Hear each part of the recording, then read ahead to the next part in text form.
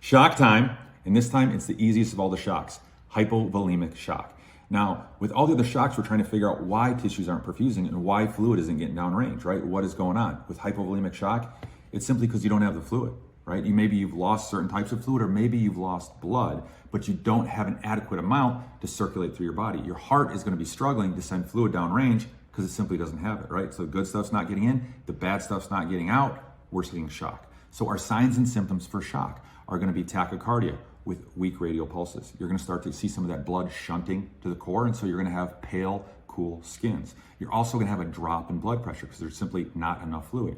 It's also going to lead to an altered level of consciousness. The unique ID for hypovolemic shock is going to be that fluid loss. You're thinking trauma, right? Internal or external hemorrhage. You're also thinking some sort of a sickness where there's a lot of vomiting and diarrhea, and then also burns. You can lose a ton of fluids if your skin isn't keeping your fluids in, right?